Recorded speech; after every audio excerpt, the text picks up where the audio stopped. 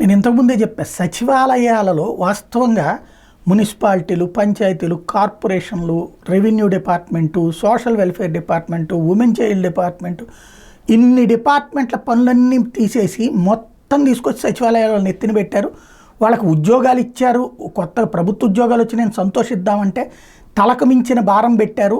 అదొక రకంగా నెగిటివ్ అయ్యి వాళ్ళు కూడా వ్యతిరేకంగా ఓట్లేసారేమో అన్నటువంటి ఇంతకుముందే మాట్లాడుకున్నాం. అదే సందర్భంలో కొత్త ప్రభుత్వం వచ్చాక సచివాలయాలు తీసేస్తారు, వీటిలో ఉన్న ఉద్యోగులను ఇతర శాఖలకు మళ్లించేస్తారు అన్నటువంటి చర్చ సందర్భంలో నిన్న ఏదైతే డిజిటల్ అసిస్టెంట్ల బాధ వాళ్ళు వ్యక్తం చేసినటువంటిది లోకేష్ గారికి చెప్పుకున్నటువంటి బాధని నేను ఒక వీడియో చేశాను. ఈ నేపథ్యంలో వాళ్లే కాదు మా కష్టము చాలా ఎక్కువ వాళ్ళకంటే కూడా అంటూ వెల్ఫేర్ అండ్ ఎడ్యుకేషన్ అసిస్టెంట్లుగా పనిచేస్తున్నటువంటి వాళ్ళు ప్రొజెక్ట్ చేస్తున్నటువంటి అంశం ఏంటంటే, గ్రామస్థాయిలో ప్రభుత్వ ప్రతిష్టాత్మక నవరత్నాలు అమలు చేయడంలో మేము ముఖ్య పాత్ర వహిస్తున్నాం.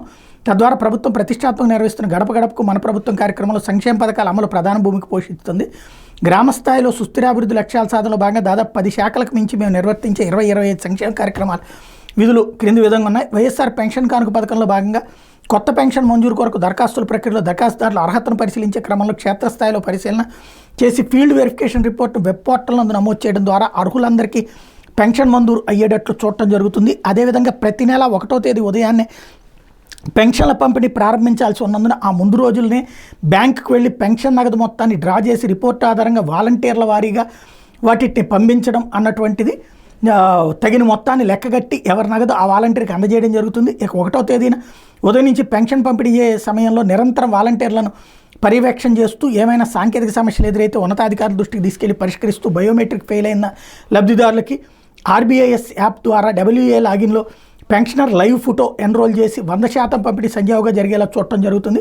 ఇంకా కొన్ని చోట్ల వాలంటీర్లు మానేసినా ఏదైనా కారణం చేత ఆ సమయంలో హాజరు కాలేకపోయినా వెల్ఫేర్ అండ్ ఎడ్యుకేషన్ అసిస్టెంట్ తమ లాగిన్లో నుండి పెన్షన్ పంపిణీని చేయాల్సి ఉంటుంది. పంపిణీ గడువు ముగిసిన తర్వాత మరణించిన వాళ్ళు, ఇతర కారణాల వలన పంపిణీ చేయని పెన్షన్ల వివరాలు వైఎస్ఆర్ పీకే యాప్లో నమోదు చేసి మిగిలిన నగదును వాలంటీర్ల నుండి తిరిగి సేకరించి పెన్షన్ ఖాతాకు తిరిగి జమ చేసి ఆ చలానా number SS pensions web portal financial మాడ్యూల్లో అప్డేట్ చేయడం జరుగుతుంటుంది.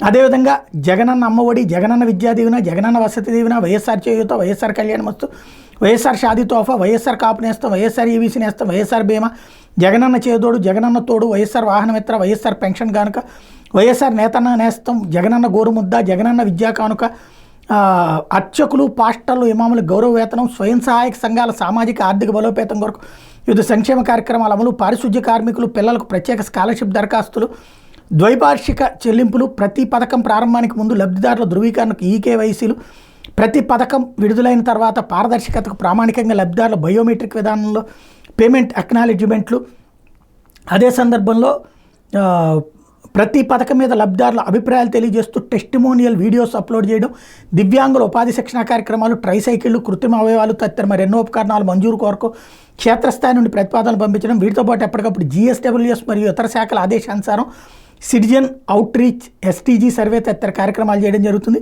విద్యాశాఖకు సంబంధించి 1వ తరగతి నుండి ఇంటర్మీడియట్ వరకు జగనన్న అమ్మఒడి పథకం ద్వారా డిగ్రీ, డిప్లొమా, ఇంజనీరింగ్, PG తదితర ఉన్నత విద్య ప్రోత్సహించే విధంగా జగనన్న విద్యా దీవెన పథకం ద్వారా పూర్తి ఫీజు రియంబర్స్మెంట్ చేయడం, జగనన్న వసతి దీవెన, భోజనం, ట్రాన్స్పోర్ట్ ఖర్చుల కొరకు గరిష్టంగా 20,000 వరకు నేరుగా విద్యార్థుల తల్లుల బ్యాంక్ ఖాతాలకు జమ చేసే కార్యక్రమంలో ఈ తామే క్లియర్ అండ్ WAలే క్షేత్రస్థాయిలో ఫీల్డ్ వెరిఫికేషన్, రీవెరిఫికేషన్ చేసి అర్హులను ధృవీకరించి ప్రతిపాదనలు పై స్థాయికి పంపడం జరుగుతుంది. అంతేకాకుండా మన రాష్ట్రంలో చదువుకునే విద్యార్థులు అంతర్జాతీయ ప్రమాణాలు అందుకోవడానికి గాను ఏదైతే చేసుకొచ్చినటువంటి వ్యవహారాలు ఉన్నాయో, ఏదైతే జగనన్న విద్యా దీవెన పథకం ద్వారా పూర్తి రీఎంబర్స్మెంట్ చేయడం, జగనన్న వసతి దీవెన, భోజనం, ట్రాన్స్పోర్ట్ ఖర్చుల కొరకు గరిష్టంగా 20,000 వరకు ఇవన్నీ చేయడం ఒక ఎత్తు అయితే, మన రాష్ట్రంలో చదువుకునే విద్యార్థులు అంతర్జాతీయ ప్రమాణాలు అందుకుని భవిష్యత్తులో ప్రపంచంతో పోటీ పడే విధంగా 2024 మరియు ఆ తర్వాత 10వ తరగతి పరీక్షలు రాయబోయే ఈ సంవత్సరం నుండి 8వ తరగతికి వచ్చే విద్యార్థులకు ప్రతి సంవత్సరం ట్యాబ్లు అందించడం జరుగుతుంది. అందులో భాగంగా క్షేత్రస్థాయిలో కీలకంగా ఉన్న వాటి పనితీరు, రిపేర్లు, పర్యవేక్షణ బాధ్యతలు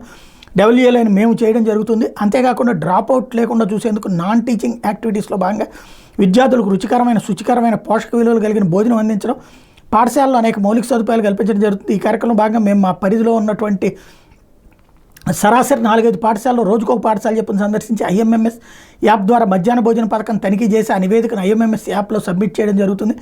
అంతేకాకుండా కన్సిస్టెంట్ రిథమ్స్ యాప్ ద్వారా పాఠశాలల్లో మౌలిక సదుపాయాలు, విద్యార్థుల హాజరు, పాఠశాల భద్రత, నాడు నేడు పనుల ఆడిట్, పచ్చదనం, పరిశుభ్రత, విద్యార్థుల ఆరోగ్య ప్రమాణాల పర్యవేక్షణ చేసి డ్రాప్అవుట్ లేకుండా తల్లిదండ్రులకు కౌన్సిలింగ్ చేసి గ్రామంలో విద్యా ప్రమాణాలు మెరుగుపరచడంలో బాగా ఉన్నాం. పైన పేర్కొన్న సంక్షేమ కార్యక్రమాలకు సంబంధించి అర్హత కలిగిన ప్రతి ఒక్కరికి లబ్ధి పొందే విధంగా వెరిఫికేషన్ మరియు రీవెరిఫికేషన్ ప్రక్రియల ద్వారా మేము నిత్యం ఫీల్డ్ వెరిఫికేషన్ చేసి ఆ రిపోర్ట్ను ఆన్లైన్ చేయడం, గ్రీవెన్సులకు సంబంధించినటువంటి పరిష్కరించడం, విద్యాశాఖకు సంబంధించి అనేక నాన్ టీచింగ్ కార్యక్రమాలు, గడప గడపకి మన ప్రభుత్వ కార్యక్రమాలతో మేము తీవ్రంగా శ్రమిస్తున్నాం. ఈ విధంగా అనేక సంక్షేమ విద్యా సంబంధిత కార్యక్రమాలకు సంబంధించినటువంటిది ఎలాంటి విరామం లేకుండా క్షేత్రస్థాయిలో అంకితభావంతో నిర్వర్తిస్తున్నాం. ఈ క్రమంలో వివిధ శాఖల మధ్య సమన్వయం లేక అందరూ అధికారులు ఒత్తిడి చివరిగా క్షేత్రస్థాయిలో ఉన్న డబ్ల్యూఏలపైనే పడుతుంది. కావున అన్ని శాఖలను సమన్వయం చేసుకుంటూ మా యొక్క సర్వీస్ నిబంధనల పర్యవేక్షణ చేయూత కొరకు మండల స్థాయి అధికారి పోస్ట్ క్రియేట్ చేసి ఆ పోస్టుల నిబంధనల మేరకు డబ్ల్యూఏ వారికి కోటా కల్పించాలని విజ్ఞప్తి చేస్తున్నాం.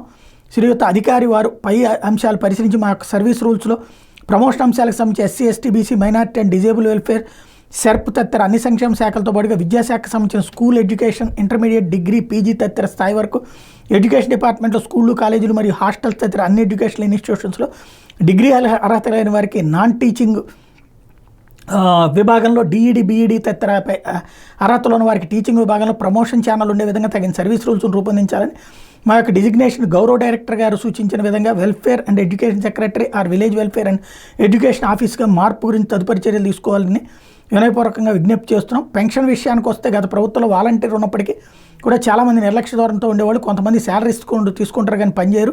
అటువంటి వాళ్ళ యొక్క లాగిన్లో పెన్షన్స్ పంపిణీ చేయవలసింది సంక్షేమ మరియు విద్యా సహాయకులు. ఎక్కడున్నా వాలంటీర్లు ఖాళీలో ఉన్న ఏదైనా కారణాల చేత అందుబాటులో లేవైనా పెన్షన్స్ 1వ, 2వ తారీఖున 98% కంప్లీట్ చేయాలని బాధ్యతను మాకు అప్పగించారు.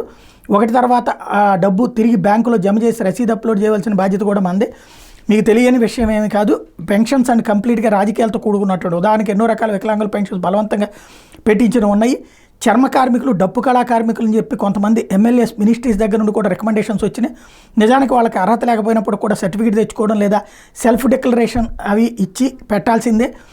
హుకుం జారీ చేసినటువంటి కొంతమంది వ్యక్తులు కూడా ఉన్నారు. ఏదైనా కారణం చేత ఒక పెన్షన్ ఆగిపోతే దానికి మేమే బదులుగా చేస్తే పెన్షన్ లబ్ధిదారులు మరియు రాజకీయ నాయకులు మరియు పంచాయతీ కార్యదర్శి, కొంతమంది మండల స్థాయి అధికారులు పెన్షన్స్ సంబంధించిన పెన్షన్స్ చెక్ మీద సంతకం పెట్టేది పంచాయతీ కార్యదర్శి అయితే డబ్బులు తీసుకొచ్చి వాలంటీర్లకు పంపిణీ చేసి మా దగ్గర కొంత పెట్టుకుని మేము పంపిణీ చేసి డబ్బులు మళ్ళీ తీసుకెళ్లి బ్యాంకులో జమ చేసేది మేము. కొన్ని చోట్ల పెన్షన్ తీసుకొచ్చిన సమయంలో మా ఉద్యోగుల మీద కొంతమంది దాడి చేసిన సంఘటనలు కూడా ఉన్నాయి. కానీ 1వ తారీఖు సాయంత్రం ఏం జరుగుతుందో తెలియదు. 2వ తారీఖు ఉదయాన్నే పేపర్లో వస్తుంది పంచాయతీ కార్యదర్శి పెన్షన్ కంపెనీ చేశారని చాలా గొప్పగా రాస్తారు. పని ఒకరిది, ప్రకటన మరొకరిది అన్నటువంటి కోణాన్ని ఇక్కడ చేస్తూ ఇలా ప్రతి పథకానికి ఒక పద్ధతి ఉంటుంది. మొట్టమొదటిగా లబ్ధిదారులు గుర్తించాలి, వాళ్ళ అర్హులు అనర్హుల్ని గుర్తించాలి. ఆ తర్వాత సోషల్ అవి పెట్టించాలి. వారి దగ్గర నుంచి మనం ఈ కేవీపీ తీసుకోవాలి, ఆడు తర్వాత కేవీసీ తీసుకోవాలి. ఆ తర్వాత డబ్బులు పడిన తర్వాత కొంతమంది ఊర్లో ఏదో పని మీద ఇంకో చోటికి వెళ్తారు. ఇక 20 తర్వాత వాళ్ళకి డబ్బులు పడిన తర్వాత మళ్ళీ మనం వాళ్ళ దగ్గర నుంచి డిజిటల్ టెక్నాలజీ తీసుకోవాలి. డబ్బులు పడేంత వరకు జనాలు మన దగ్గరకు వస్తే డబ్బులు పడిన తర్వాత మేము వాళ్ళ దగ్గరికి వెళ్ళాలి. రిపోర్ట్ల మీద రిపోర్ట్లు ఎందుకు పెండింగ్ ఉన్నాయని పై అధికారులు అడగడం తప్పితే వాళ్ళ గురించి ఏ సమాధానం ఉండదు. ఇలా ప్రతి పథకానికి చూడండి, గత ప్రభుత్వంలో మీకు తెలియదు కాదు, సంక్షేమమే జయంగా అన్ని పథకాలు మా మీదే పడి మానసికంగా మమ్మల్ని ఫీల్డ్ వర్క్లో ఎంత వేధించారనేది మాకు మాత్రమే తెలుసు, భగవంతుడు తెలుసు, ఇంకా మిగతా ఎవరికి తెలియదు. అమ్మఒడికి సంబంధించి స్కూల్లో ప్రక్రియ మొదలైతే వచ్చేసరికి ఆ పేర్లు మేము డిస్ప్లే చేస్తాం. వారి దగ్గర నుంచి ఈకేవైసీ చేసుకోవాలి. కానీ వాళ్ళ పేరు ఎందుకు రాలేదని సమాధానం ఏం చెప్పాలి? ఎందుకంటే పెట్టే స్కూల్లో అడగరు, సచివాలయం పంపని మా దగ్గరికి పంపిస్తారు. అక్కడ పెట్టినటువంటివి వైఎస్ఆర్ బీమా సంబంధించి ఎవరైనా చనిపోతే వారికి బ్యాంక్ దగ్గరికి వెళ్ళి మట్టి ఖర్చులకి డబ్బులు తీసుకొచ్చి మేమే ఇవ్వాలి. వారి ద్వారా అన్ని రకాల గవర్నమెంట్ ఫార్మాలిటీస్ అనుసరిస్తూ ఎన్ని ప్రక్రియ పూర్తి చేసిన తర్వాత డబ్బులు 9,000, 90,000 లేదా 4,90,000 సహజ మరణం అయితే యాక్సిడెంట్ మరణాలను బట్టి లబ్ధిదారులు మా దగ్గరకు వస్తూనే ఉంటారు. కనీసం వారానికి ఒకసారి వచ్చి అయ్యే డబ్బులు పడలేదని అంటారు. మేము ఎవరిని అడగాలో తెలియదు, ఎందుకంటే పైనుంచి క్లారిటీ ఉండదు, ఏ సమాధానం ఉండదు. ఇది వాళ్ళు చెప్తున్నటువంటి అంశం.